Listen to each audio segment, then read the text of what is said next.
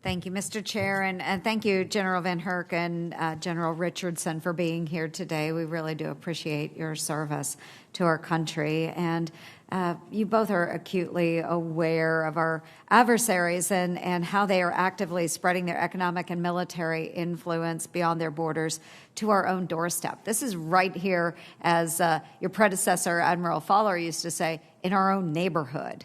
And that's such a great way to phrase that, because they are there right here. China in particular is on the offensive here in the Western Hemisphere. And there are days that I truly worry that our posture remains very reactive at best, and on certain days weak at worst. And that's not due to you. It's because we have many, whether it stems all the way from Pennsylvania Avenue all the way here, we just don't give enough attention to our own neighborhood. Many of my colleagues have already stated that. So I think it's imperative that we must give you all the tools that you need to have at your fingertips, the authorities, making sure that they are flexible. But we also need realists in the DoD policy shop and at the State Department that will actually acknowledge the significance of a great power threat that is emanating through our area.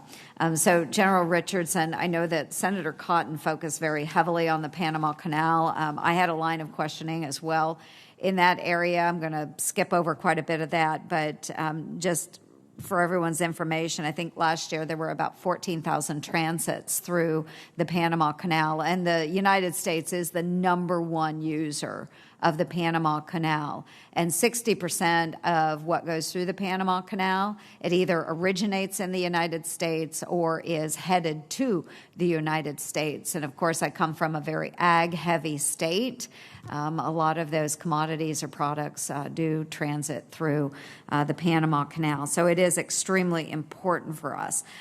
So if we could just hammer down just a little bit more, just very briefly, General Richardson, if you could talk about what you see going on around the Panama Canal with the Chinese influence that exists there. So thank you, Senator. And certainly I'd like to highlight that our country does $740 billion in trade with Latin America and the Caribbean. It's huge. And so the importance of keeping that the Panama Canal open and free and for global economics and the economies, not just the war plans, which I worry about as well, is extremely important. But the strategic way of the investments and the proximity and the continued investment with other projects that they make in and around the Panama Canal is very concerning. And so $6 billion additional in addition to the on either side of the canal having state-owned enterprise companies along the canal. Mm-hmm. Yeah, it is very concerning. About a week or so prior to the Benz Group and Joe Votel's Benz Group going into Panama, I had traveled there with a group of other congressmen to just really see the Chinese influence that is on the ground there, and it is extremely concerning.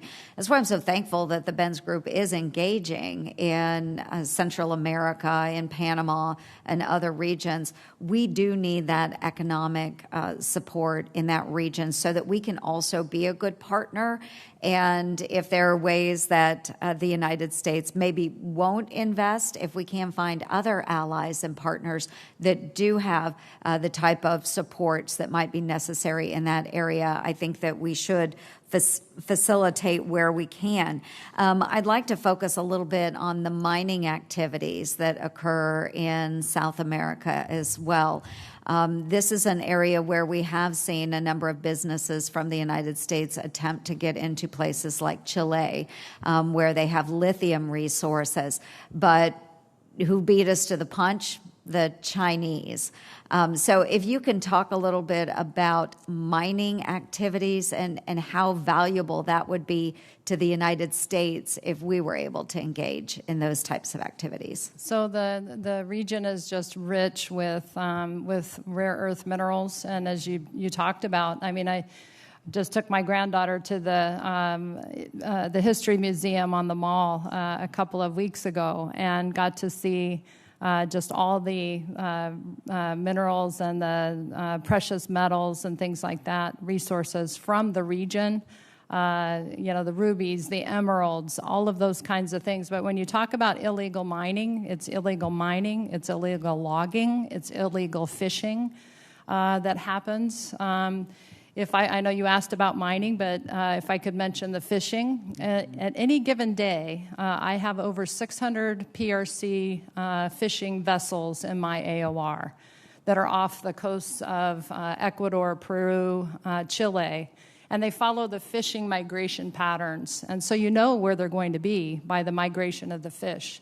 And this is about $3 billion in lost economics, productivity that those nations desperately need, that the Chinese are taking away. And so it's all three of those things that are extremely prevalent in this AOR. Yeah, I appreciate that very much. I'm glad you brought up all of those other resources. It's just incredibly important that we pay attention to our own neighborhood. And not only through our military, but also through our State Department, but also economically as well. So I really appreciate your presence here today. Thank you, General VanHerck, and thank you so much, General Richardson, and I yield. Thank you.